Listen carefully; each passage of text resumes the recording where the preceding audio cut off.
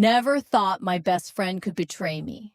But that day, I had to face the truth.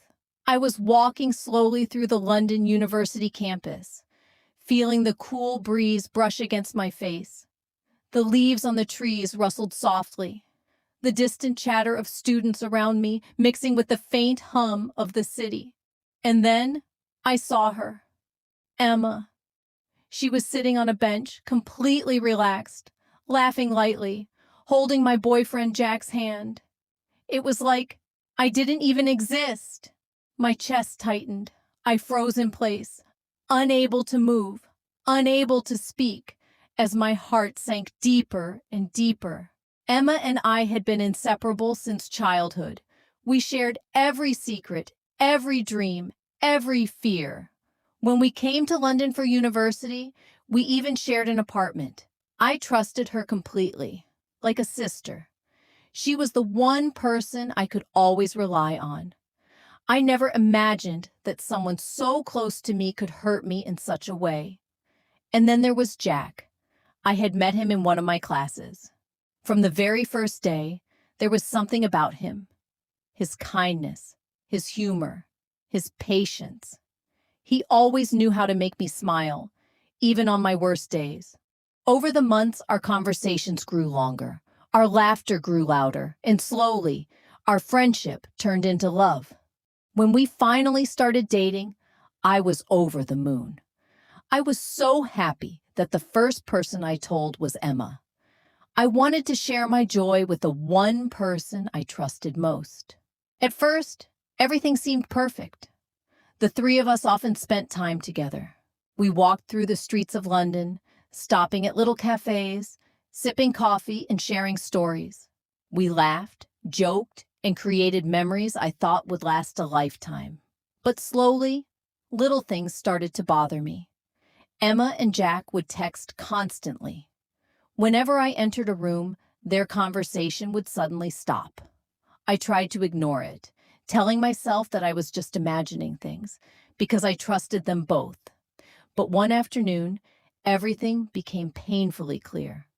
My class had ended early, and I decided to surprise Jack at the campus garden, the place he always went to relax. I walked quietly, trying to hide my excitement. I imagined the smile on his face when he saw me. But then, I saw them. Behind the tall bushes, hidden, I watched Jack and Emma laughing, their hands intertwined. My heart shattered into 1,000 pieces. I couldn't breathe. I didn't say anything. I quietly walked away, my footsteps heavy, my mind numb. That night, I cried for hours, tears streaming down my face, feeling a pain so deep that words could not capture it. The next day, I made a choice. I decided that I would not create drama. I would not yell, argue, or fight. I needed to protect my peace. I needed to preserve my dignity. A few days later, Emma came to my room, her face wearing that perfect fake smile she always carried. She casually told me that she and Jack were now together and hoped I would understand. My heart screamed in pain, but I forced myself to remain calm. I looked at her and said quietly, "If they are happy, then that's fine." Emma thought she had won. She thought she had taken everything from me. But life has a strange way of balancing itself in ways we cannot always see. Weeks later, everything changed at a big university party. The room was alive with music, laughter, and chatter. Lights flashed, students danced, and the air was thick with excitement. And then, a girl suddenly approached Emma, furious. She accused her of messaging her boyfriend. The entire party fell silent, shocked at the confrontation. Moments later, another student stepped forward, holding screenshots showing Emma flirting with yet another boy. Whispers spread across the room, growing louder, until everyone realized the truth. Emma had been secretly talking to multiple guys at the same time. Jack's face went pale. His eyes widened with shock and disbelief. His embarrassment was visible to everyone. He left the party immediately, leaving behind whispers and stares. The next day, he broke up with her. A few days later, Emma came to me, crying, begging for forgiveness. But this time, I was calm. I looked at her, my voice steady, my emotions in control, and said, "The way you took my place, someone else has now taken yours." And I walked away. In that moment, I understood something important. Sometimes revenge isn't necessary.